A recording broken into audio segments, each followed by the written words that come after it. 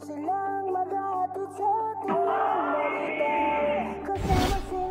is it, politics.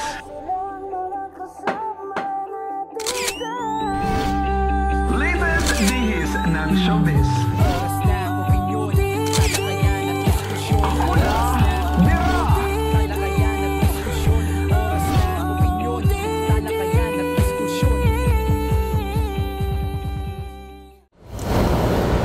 Yon, magandang oras sa lahat sa inyo, nako! Yes, good evening everyone! My name is Jobert Socoldito.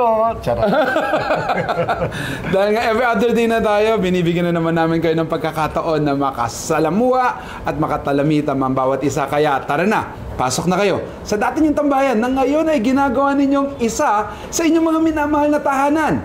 Ito po ang OOTD. Oras ng opinyon. Talakayan at diskusyon. With my nanay na pareho kaming nakablock, hindi ko alam kung bakit. Mamaya siguro malalaman natin ang political and showbiz officialdom ng OOTD na talagang hinahangaan ka sa iyong analysis sa politics na ang ating minamahal at hinahangaan Nanay Jobert Socoldito. Oh, nakaka-flatter naman. Thank you so much, anak ko, Direct Chops Manansala. Thank you kay Jojo Mendres. I'm wearing your sweater or whatever. Thank you, everyone. Hope you tune in at saka mag-subscribe kayo para at least marami tayong pag-uusapan in the next episodes. Napakasaya na show namin dito. At i-share nyo na ang live na ito dahil diretso na tayo sa ating unang segment, ang This is it, Politics. Ayan, hiram kami hiniram namin ng video ng isang kaibigan nating vlogger at papakita na natin kung bakit nangyari ang hindi dapat mangyari. Ito'y tungkol kay Attorney Harry Roque. Let's watch this. So, ayun, inaayos ko lang yung legal team. Meron na akong i-interview na isa pang lawyer. Or hindi siya kasama sa legal team, si Attorney Harry.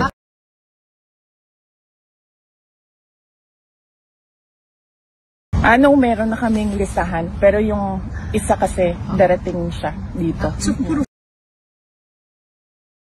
Oo. Kung ilan, you may have to ask Attorney Kaufman. Well, because hindi pa kasi na-establish kung ano yung basis ng pag-stay niya dito sa Netherlands. And we don't want complications ba. Gusto namin nakatutok talaga yung lawyers doon sa kaso. And right now, I heard applying for asylum. He publicly announced that already. No? So we want him to focus on his asylum, and we want our lawyers to focus on the case.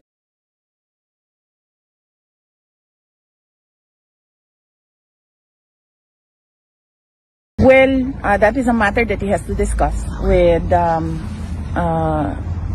former President Duterte, no? But right now, he's not nominated as a lawyer. May layang lumipad, hulungin mo at umiiyak.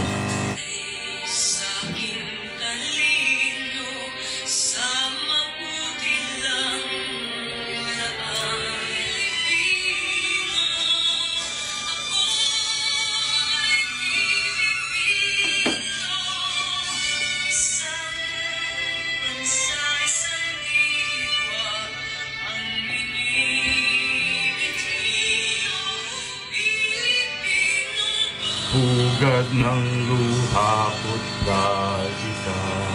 Ay, my brother.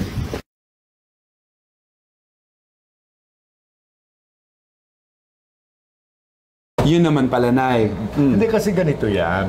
Di ba sa Harry Roque is so maingay? O, di ba? So maingay. Assumptionista, di ba? O taga-sings for that matter. Eto na, napakaingay kasi ni Harry Roque. Di ba? Ang tagal niya nawala sa limelight. Di ba? Sa limelight. Because he was into hiding. After na siya ay makontempt. At sabi niya, hindi siya fugitive, Nay. Hindi siya fugitive because in fairness naman yun, yes. constitutionally, hindi siya fugitive. fugitive because wala namang court order for his conviction. Pero in hiding siya. In hiding siya because meron siyang arrest warrant dahil sa contempt, no? Contempt of court na iginawad sa kanya ng House of Representatives for not appearing sa mga hearings nila at for not submitting the documents na ipinangako niya, ibibigay niya sa Quadcom. Bakit kaya hindi niya? Bakit kaya, no? Ito yung tungkol sa mga Pogo something. Kasi nga, sabit siya doon Sabit siya doon, parang sila ay mga kakonnive nila Cassandra Ong, Alice Guo, and everybody. Paano nakakalimutan na ng taong bayan ng Pogo na ito? Paano nakakalimutan nila? Pero actually, ongoing case na yan, kasi babalik na sa korte na yan, sa korte na nililitis na si Alice Guo. Pero ito si Attorney Harry Roque ay lumipad, di ba? At eto na. Ang sabi ng BI ay hindi dumaan ito sa kanilang mga authorized ports and airports. Kumbaga, kaya parang Cassandra Ong din at saka Alice Guo na tumakas. At ang balita, allegedly, ay dumaan din siya sa Tawi-Tawi. Pumunta sa Malaysia, sa Sabah. O siguro, baka doon siya dumaan hanggang sa nabalitaan natin, nandun na siya sa Dubai. Diba? At saka challenge mga yata niya yung mga tao, yung mga taga-immigrations, no? Kung bakit siya nakaalis sa Dubai siya. Kumbaga, I don't know if there's a way for him para ipabalik sa Pilipinas kasi parang wala naman yata nag-instigate na siya ay parang may extradition treaty naman tayo. Pero parang wala namang walang hawak ng mga dokumento ang ating mga officers, mga Interpol. So ngayon, after that, matagal ting panahon, di ba? Nung nilipad si former President Duterte sa The Hague, sa International Trial Court, no? Sa criminal court doon sa Netherlands, ay bigla na sumulpot itong lolo mo. Kasama si Kasama si VP Sara at saka si anak ko, Senator Robin Padilla. So, doon siya ngayon sa The Hague. At saka, di ba, nagsasalta siya. Panay ang press con niya. Ang virtual press cons niya, no? Isa doon ay sinabi niya that he was applying for political asylum sa Netherlands. That's one. That's one. Kasi ayaw niya bumalik sa Pilipinas at saka, kumbaga, goodbye Philippines na siya talaga kapag binigyan siya ng political asylum. Pangalawa, pinagyayabang niya. Siya yung unang-una. Of the five na accredited ng ICC as an international lawyer na pwede siyang mag-represent as well the members of the legal team of VP of former President. Na siyang tunay. Na pwede. Na pwede naman talaga. Pwede naman talaga. Ngayon, si VP Sara, ayon sa ating napapanood sa ating sa mga vlogs, no, at sa mga mainstream media, na ay nag-commission siya ng maraming lawyers para sa ICC, para sa kanyang father, para sa dating Pangulo, and yung lead counsel nga ito ay yung British-Israeli lawyer na si Attorney Kaufman. Attorney Kaufman, I forgot the first name, no? Ngayon, at ini-expect na ni Attorney Harry Roque na he'll be part of that legal team. Siyempre, siyang kauna-unahan na naman Pinoy. Oo, bakit hindi? Pinagmamalaki niya, tsaka in fairness naman talaga. Well-versed naman siya sa kasong ito. Yeah, tsaka he has represented many clients in the past, no, sa international courts. Kaya alam niya, he's really there, part of that. Pero by some twist of fate, ay may nangyari recently na para bang eto, I don't know how it went to the consciousness ni Attorney Kaufman na si Harry Roque yata ay may sarili mga personal issues because of sa Congress, sa Pogo and everything, at he's into hiding and whatever, ayaw mo na Pilipinas. Ngayon ay kinausap yata niya si VP Sara that he wants him out of the legal team. At sa tingin ko na it's a good decision. It's a good decision. Because if I were also VP Sara, ang sabi daw nilaglag ni VP Sara, but it was not her intentions. No? Sa kanya, he was welcome. She welcomed Attorney Roque, but of course, she cannot decide for that because ang kanyang chief legal counsel for si that Kaufman. Is Kaufman. And whatever he decides, at maganda naman explanation, at ang rason na pinanggagalingan niya, bakit hindi? Bakit hindi? Kasi nga naman, kapag si Attorney Harry Roque is part of the legal team, ay magbibigay ng kulay ito. Pag kinalampag ito ng gobyerno, may mansya na agad. Mamamansyahan siya. At saka hindi ito makakatulong the more na mapapasama si President Duterte. So ngayon, ang ginawa, pinalayas siya. Ngayon, pinalayas? Oo, pinalayas siya sa team. Akala ko alsabalutan agad. Siyempre, alsabalutan yun. Yeah, legal, literally ha. Di ba nakita mo doon sa video? Na kumakanta pa nga, ibon man may layang lumipad. Na malungkot siya, hindi man siya umiyak, pero gumaganyan-ganyan pa siya habang nag-iimpake. I think isang bahay lang silang titira nila Ni Robin, at saka yung group Yes, yes. yung umupa sila siguro ng bahay sa Netherlands para at least na madali sila makapunta doon kay President Duterte sa kanyang detention facility. Alam ba niya na binibidyohan siya na? I think so. I think So so. kung kumakanta siya ng ganun, tanggap niya at naiintindihan niya bakit siya inact doon sa team. Pwede. The fact na tinanggap niya, the fact na alis siya, Yes. I'm sure kasi hindi siya pwede magstay doon. Yes. Una, kasi ang sabi ng Bureau of Immigrations, di umano, ay para bang minamadali at saka pinaparating na nila doon sa ICC that this person ay may issue sa Pogo at isa ito sa mga nakasuhan kasama sa 11 people yata na dapat ay issuehan ng warrant of arrest because of that war on drugs. Kasama siya doon sa listahan eh. So kaya ang takot yata ng lolo mo because baka mamaya may issuehan siya kagad because nandun na siya, hindi na siya makaalis. Kaya ang sabalutan siya, kumuha siya ng Uber. Okay. Uber at saka siya ang ganda ng kotse ng Uber at Tesla. Tesla. Oo. So sumakay siya doon at saka he left. Kasi nga naman baka mabutan siya doon. So right now, hindi natin alam kung saan pupunta si Hindi mo siya Harry uwi Roque. dito sa Pilipinas? Hindi siya uwi talaga. My Sure God, ka? for God's sake. Hindi niya pwedeng gawin yun kasi makukulong siya rito. Madidetain siya.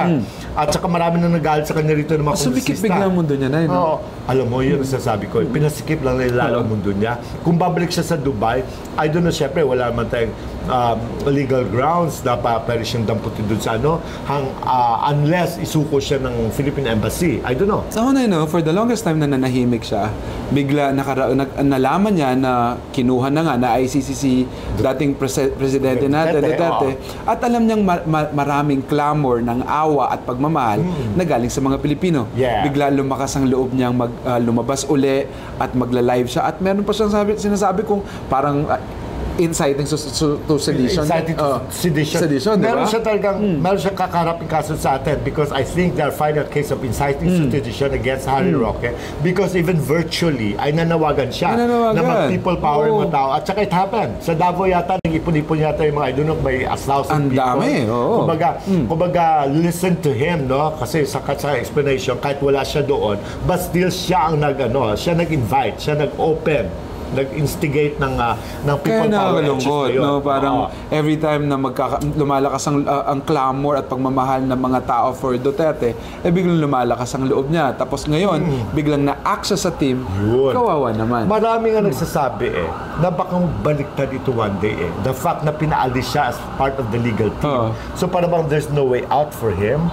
But to siguro, maybe, pero it's far-fetched. It's far-fetched na siya ay makipagtulungan sa pamahalaan natin to para maging part na ng State witness? Yeah, hindi man state witness, pero siya ay marami nang ibubulgar about the group, no? I don't know. Pero basta ang importante ngayon ay alam natin that he's out of the legal team, he's out of the house where he stayed in Netherlands, at saka we don't know where he is now. Maaring balik siya sa Dubai, pero until when? Until when? He's not a citizen of Dubai. At saka, masyado bang malalim ang balon niya para for him to stay outside? Marami siyang pera. Yeah. Marami siya, pero is it enough para to last him a lifetime? Kasi ang alam ko, ang wife yata niya, I don't know if it's in Dubai. Una sa Dubai din si Myla. I don't know. Kasi, di ba, umalis si Myla, una Singapore, tapos finally, andun na siya sa Dubai. Mahaba pa to, Nay. Na isa na namang kwento ng pagsikip ng mundo ng isang taong nagmamahal sa ating dating presidente, Rodrigo Roa Duterte. Alam mo, kahit gaano, totoo yung sasabi nila, you can run, but you cannot hide. Kung hanggang kailan magtatago si Harry Roque, hindi natin alam.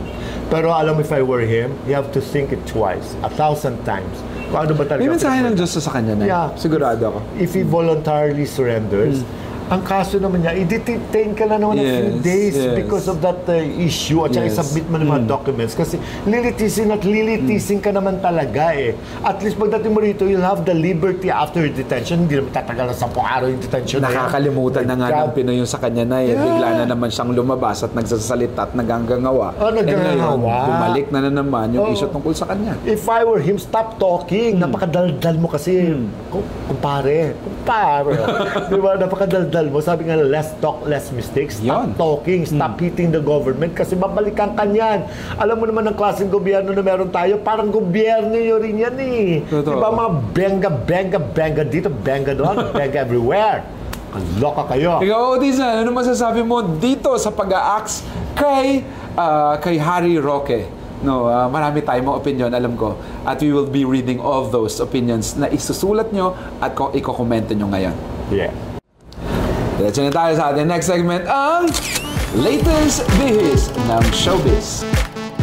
Kalokang yaman pala ni Sian Lim. Matagal nang mayaman yun, Nay. Alam ko may konting pera, pero I didn't know na ganito siya kayaman. For you to be able to buy a light, kahit na light, heavy lang na eroplano, still, eroplano pa rin yan. At hindi siya naging politician, ha? Yeah. Pero yumaman siya, di ba? But So, pwede naman pala. But he has a few politician friends. Oh, ba't may mga ganun ka? Parang may... tumutulong sa kanya. Okay. Parang may meaning kasi yung bawat ganyan mo sa Siyempre, akin. lahat naman ng mga gano'n natin may meaning. Totoo ba? Hindi, So, eto ano? na. Recently, I think it was March, when was that? Ang alam ko, he went to Brisbane. Brisbane. Australia. Para, kasi ninegotiate niya doon yung May kanya. mga OT dyan sa ng taga Brisbane, ha? Yeah, hello. Hi. Brisbaneans. Brisbaneans and Australians. Hello, guys. Pumunta dyan si Sian Lim last 17th, if I'm not mistaken, para puntahan yung kanyang ninegotiate na bibilhing light heavy plane. Grabe, Because he's already a certified pilot. Last January 25 yata, he's already a certified pilot. Tapos, he has flown already privately for some companies, for some friends. Mga 3 times a day siya, bumabiyahe on his private. Kaya hindi na niya kailangan plane, mag-artista talaga, no?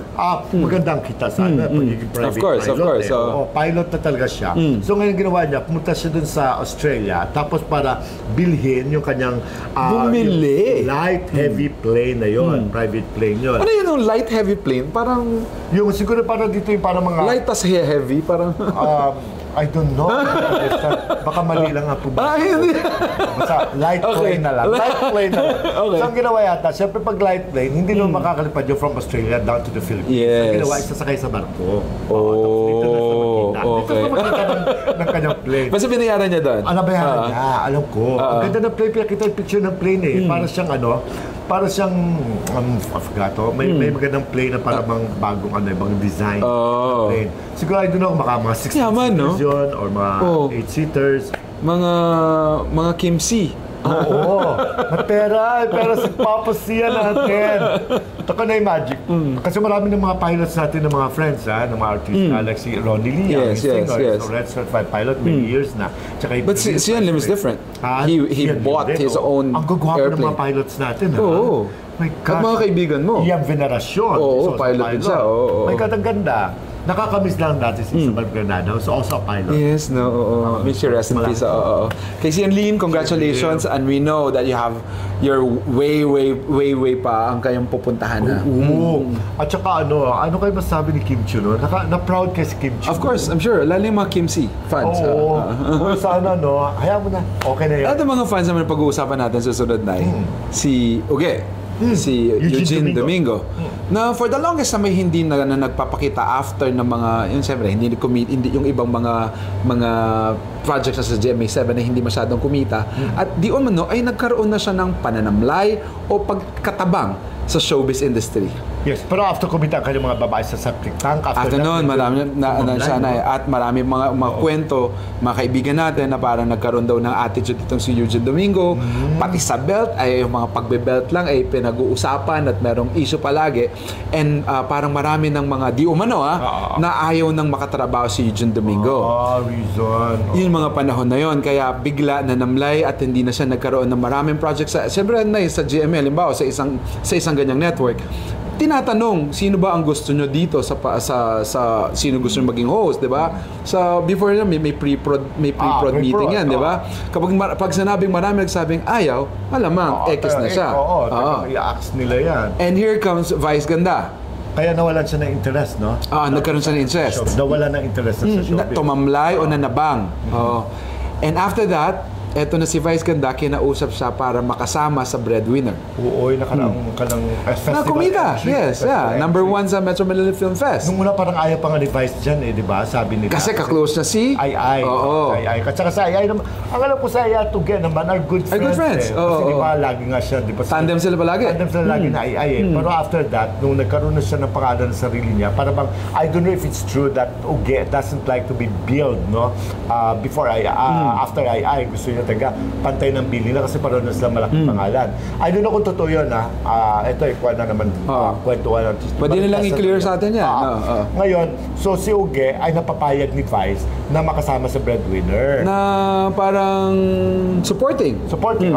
Kumbaga, so akala niya, wala na siya totally, ayaw na niya. At talaga, super grateful itong si Vice Ganda nung umuo at nakatrabaho niya si Eugene Domingo dahil hindi mo naman talaga matatawaran ang angking kinang niya at angking talento niya sa pag-arte. Magaling si Eugene. He's a thespian. Oo, nag-umpisa sa theater na eh. Nakakasama ko yan dati nung nag-uumpisa pa lang tayo. Talagang magaling at nagkakape, nagkakwentuhan at nakakasama sa ibang mga projects. At talagang magaling si Eugene Domingo. Isang ano lang niya sa script. Pasada, alam na niya agad. Pero totoo naman, medyo private talaga siya, no, as a person. She's very private. Alam ko, nabalitaan ko yung kwento sa kanya when he was making it big, no? When he was making big. Ang alam ko, she lives in a condo, alone, all by herself. She does her own errands. She eats, she buys food somewhere. Tapos siya lang mag-isa, wala siya katulong. Tapos after that, may boyfriend siya na European, ang alam ko, Romanian, Italiano ba yun? She flies to Europe. Tapos spends vacation there with a boyfriend, tapos comes back here. Kasi kumbaga maganda, tahimik ng kanyang buhay. Pero hindi ko alam na tumamlay pala ang kanyang interest sa showbiz. Kahit naman sino tatamlay, ginawa mo, binigay mo ang buo mo, tapos bigla hindi ka na binibigyan ng proyekto. Kasi naman, di ba sabi mo nga, may kinukomplain Di umano na di umano, pero may mga narinig talaga ako sa mga malalapit natin na kaibigan. Medyo naging difficult siya. Baka siguro dahil medyo private talaga siya. Na kung minsan baka isipin ng tao na talagang difficult siya. But at the end, kapag ganyan na talaga mananamlay ka at mag-iisip ka ng ibang hindi naman pwedeng wala kang trabaho. Pero parang short-lived naman yung popularity niya, no? Kumbaga parang feeling ko, totoo nga kasabihan na you're just as good as your last picture. Yes. Pero ngayon because of Vice Ganda ngayon, nagkakaroon siya ng project ulit. Naman. I'm very happy because I believe in her. I think she will be one of the judges sa isang competition sa ABS-CBN. Oo naman. Dapat lang. Alam mo, gusto ko si Uge. Kahit ano sabihin niyo, may attitude man wala. Pero I hope she gets rid of that attitude na sasabi niya. Naintindihan na niya ngayon. I mean, mas naintindihan niya after the thing na pag nanamblay niya at bumalik sa uli. At maaaring may natutunan. Ano ba yung pelikula nila ni that 2 years ago pa wala yun sila ni Pok Wang? Oo, may pelikula sa nakita ka. Tapos the last time I saw her, nung nag-promote sila sa Music Box, nag-guest silang dalawa doon. Alam ko festival din yun, Metro Manila Film Festival. Yung Becky and Badette. Yun. Nakita, yun ang last ko kita kayo. Pero ngayon, kung nakabalik na siya ulit at doing well, congratulations, I like you, I love you. Yan. Yun, ikaw, Dizan, masasabi mo sa pananamlay, Miss Uge, at sa pagbabalik na ngayon, excited ka ba? Malapit na may eleksyon. Pero siyempre, you cannot stop the actors or the people behind the showbiz na magsalita about politics. Lalo pat maraming mga artista tumatakbo rin sa politics. Yes. Diba? At merong sinabi sa ex, si Romnick Sarmienta. Ano sabi? Na parang he will never endorse, not verbatim na he will never endorse an artista to be a politician or to vote na artista. Dati siyang bayaw ng Dati siyang bayaw ng ni Herbert Bautista. Herbert Bautista. Napakinabangan niya yun He even said na kung tatanungin mo kung si Vilma Santos ay i-endorse niya, sasabihin niyang wag dahil parang nilalagay niya lang sa buhay at buitre si Miss Vilma Santos na mahal niya, tinangaan niya. He has a point, no? But I don't think he was consistent with that, no? Since the immemorial. Parang ngayon lang niya na-realize after natapos na yung term ni Herbert Bautista at naging asawa pa niya yung kapatid ni Herbert na artista rin, si Harleen, at saka yung buong puso nila tinaguyod, no? Ibinigay nila nung kay Herbert when he was running. So siguro baka may pinanggagaling, siguro may mga may pinagdaanan din siya. At may nakita siya tungkol sa politics. Because nakita siguro kung gaano malawan, kadumi, kung mga corruption dyan, or whatever. I'm not saying that Herbert is a corrupt official. Pero baka nakita niya yun somewhere, no? Anyway, sasabihin ito kay Vilma, Diyos ko, pero siyempre, ayaw ko nga isipin si Vilma sa Senado Eto nga lang, kinu-question ko na nga yung pagtakbo niyang governor tsaka yung anak niya as vice governor at saka congressman yung isang anak niya all together in one election, one election campaign. Para bang, oo nga naman, may point siya, pero ang tanong ngayon, ano ang karapatan ng isang Romnick Sarmiento? O sabagay, lahat naman tayo may karapatan, no? Para magsalita. Unang-una artista siya. para bang wala siyang bilib sa katulad niya. Kapwa-artista Sa niya. kapwa-artista niya. Marami siya kaibigang artista dyan. Anong nag-udyok sa kanya to say so? Ako na, ang basa ko, ang premise ko, dahil mahal niya ang mga kapwa-artista niya, ayaw niyang madumihan, madungisan, o makasama yung mga buwitre ng lipunan. Marami. Kahit hindi nga artista. Pag sa pag-artista, totoo yan. Marami namang deserving. Meron naman deserving, pero marami nga dyan, hindi. No? Ang tanong ngayon, may nagpapa-endorse ba sa kanya? Tari mo talaga. Tanong ko lang, kasi unang-una, hindi naman siya kasing hot ni Daniel Padilla, hindi naman siya kasing hot ni Alden Richards, para, kumbaga, ay mga ito nga, tahimik, di ba? Kung ayaw mag-endorse, di ba, quietly, hindi lang talaga sila tatanggap. Pero from Romney Sarmiento, where is he coming from? Where is he coming from? At anong kwan niya, anong drawing power niya, kung sakali mang kunin siya as an endorser. Kaya siguro nasasabi nito, kasi baka walang kumukuha sa kanya. Kaya masama loob niya. Ikaw, OT dyan, ano masasabi mo dito? Sa akin kasi, kapag tama naman ang premise, na tunay na talagang marumi ang mundo ng politika at kung mahal mo ang kapwa-artista mo, wag na lang. Dito na lang tayo sa mundo ng showbiz. Kung ganon, ang premise niya, Yes. okay ako doon. Pero para bang nagsa-sour grape ka, you're bitter with this, which is totoo nga naman, na talagang kung pwede nga lang, ay, Jesus ko, may mga artista rin naman na worth endorsing. Yes, of course. May mga artista worth endorsing. Pero maraming artista na talagang wala. Kumbaga, tama yun. Kung doon siya papunta, okay yun. Pero kung ang sinasabi niya wala siyang bilib sa mga artista, Parang, teka lang, wag nating swooping generalization. Oo. Kaya ang tanong dito, may kumukuha ba sa iyo, kapatid? Ha? parang may pinanggagalingan ka talaga. Oo naman. Ay. Kilala ko rin naman siya eh. Ay. Kaya kumbaga, ano lang yan, tulog mo lang. Baka Mas next ako, day, idol ko si maliwanagan ka. best actor si Romney Sarmiento. Is a good actor. He's a good actor, yes. Kaya ko nga siya hinangaan ng mga panahon ng Gulong ng Palad. Okay. Ako naghanap dyan. After Gulong ng Palad, ako nagbalik sa showbiz Hinahanap mo siya. Oo, hinahanap ko yan. Oo, yun ang pinanggagalingan ni nanay. Hindi naman. He was Yun studying naman. at Angelcom that time. Kinuha ko siya. Tapos nawala ako sandali. Nagpasulot na siya kay Eclusada. Wala siya loyalty. Walang loyalty yung batang yan. Kaya, Baka ng mga kabataan niya lang, maaaring nagbago na siya. di sana na-realize niya yan. Totoo. Diba? You know, karma is real, darling. It's totoo really naman. just around the corner. Totoo naman. You don't ask for it. It will just happen. Good or bad, I'm not saying na you're suffering bad karma. Good or bad karma. It's just It there. will go back. It will come back to you. Yan. Yan. Ito, panoorin natin para maging masaya naman tayo. Ang trending funny video.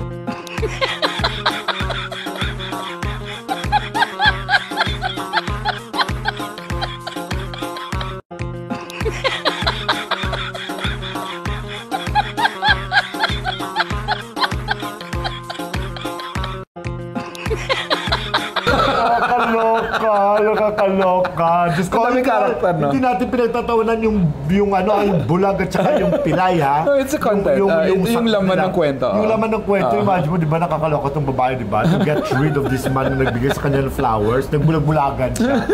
Ngayon, kailangan mo yan, no? Nakuha yung cellphone. Inagawan ng cellphone, di ba? Nagpilay-pilayan. Hingi ng tulong. Nagpilay-pilayan. Di ba, karma is real? Beautiful content na.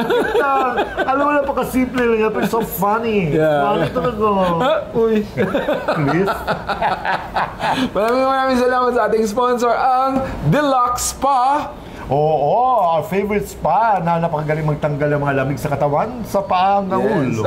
Hanapin niyo si Jomar at si Edith doon. Yes, at saka syempre, doon ba si Jomar? Yes. Hanapin niyo rin naman dyan na napakaganda at saka balingkinitan, si Vince Miraflores.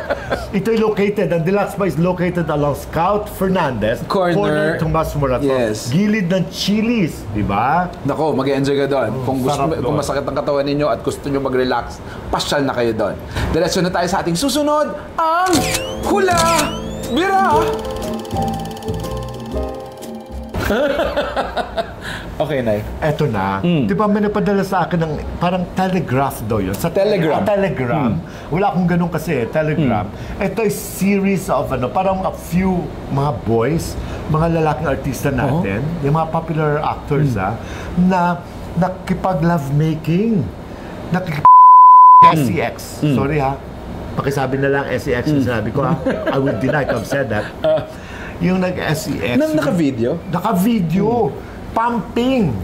Oo, pero hindi ko lang nakita talaga yung kanilang pero Nakita mo na ba? obvious kung sino kasi may mga pangalan na nilalagay yung as being So, sino ang mga nandito? isa doon yung controversial na aktor na sumayaw sa gay bar. Ay, ito yun. Ay, sorry. Oo. Yung naging ka-love team ni Jojo Mendes. Ang aking anak na si Jojo Meron siya doon? Andun daw siya, kasama siya doon. Mukha-mukha nga niya. Yung isa naman, kilalang-kilala ko kasi naging malapit din sa akin ito. Isang member na isang boy group. Okay. Time show dati. Na may pumping ka talaga, ha? Lakas mo pumping eh. Diyos ko, mabusan akong, alam mo, hindi sa minamaliit ko kayo. Alam mo, kung yung partner ni Jojo Mendes, bibili pa ako kasi gifted yun. Nakita ko yung video scandal niya eh. Pero yung isa kasing yun, ay hindi naman gifted. Mabuti na lang hindi naman kita. Kasi kung kita yon, Diyos ko, baka pagtawanan ka ng mga girls. Kaya nga hindi nakita kasi hindi gifted. Pero ang lakas ng loob niya, para mag-video, no? Mag-video. Alam ba nila na binibidyo? I think so. Anong pangalan? Anong clue mo dito? Eh, di ba, noong time show, isa sa mga members ng boy group na yon, May I sa pangalan. Ay, N. Ay. Nakita na iba yan. I'm sure napanood nyo na yan. Kasi napadala nga sa akin, isa sa OTGens natin eh. Oh, yeah? Yes! Yes! Pangit ang tunog, ano? Diba kaloka? Naku, wala na kayo. Comment na kayo. Naku, ngayon na. Maraming salamat sa lahat ng mga nanood sa ating episode ngayon, no? Sa lahat ng patuloy na nagmamahal sa atin. You want a copy? Hindi na yun. Ikwento mo na sa akin. Okay na yun. Bigyan natin si Leanne Miclat. Leanne Manansala Miclat. Okay.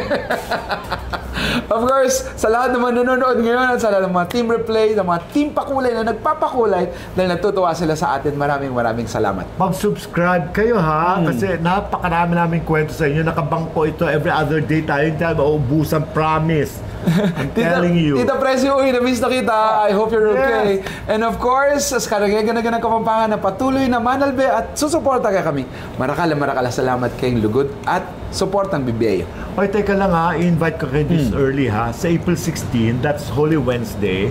It is my 64th birthday. I'm celebrating it via a small concert at the New Music Box. Hindi ko alam kung Lenten show ito. Basta we'll have fun, no? Pero syempre we'll get rid of the Holy Week yan. Holy Week yan. Syempre ang aking star dito ay aking bagong recording artist, si Kurt Fajardo. Si Kurt. Ang guest niya sila Jojo Mendes, Revival King, Miss Malubari at many more. Mag-enjoy kayo dito. Ang title ng show ay Heart and Soul. Heart and Soul. I love that. Ang talino mo talaga. Naisip ko lang yan kasi wala akong isip eh. Beautiful. Yes, beautiful. Okay. I'm excited. Yes, that's April 16. Kabirthday niyo po ang aking pinakamamahal na nanay. I love you, Mommy. Maraming salamat. Ito po ang OOTD. Oras ng opinion. Talakayan at diskusyon. With my nanay na very light lang, Nay. No? Very light lang ang pinag-usapan natin. Pero may hit. It's hitting us. Yes. Ating pinakamamahal Nanay Jobert Socaldito. Salamat marami. Mahal kong anak, Direk Chaps Manansala na napakatyaga sa akin talaga. My gosh, thank you very much. At Leanne Manansala Miclat, iba ka. At least natupad na yung pangarap mo. Raymar Rubuado, of course, no? Na ako, ang takeaway ko ngayon, no, bago tayo maghiwa-hiwalay, no, yung sinasabi nating karma. Dalawa naman talaga yan. Akala kasi madalas ang negative na karma. Yes. Pero meron namang positive na karma. Patuloy lang nating gawin yung anong gustong mangyari sa atin at gawin natin sa iba. It's a golden rule. Diba? Do unto others what you want others do unto you. Patuloy tayong maniwala na tunay nga na mabait talaga ang Diyos. And to God be the glory. Bye-bye. Bye. We love you. Mwah.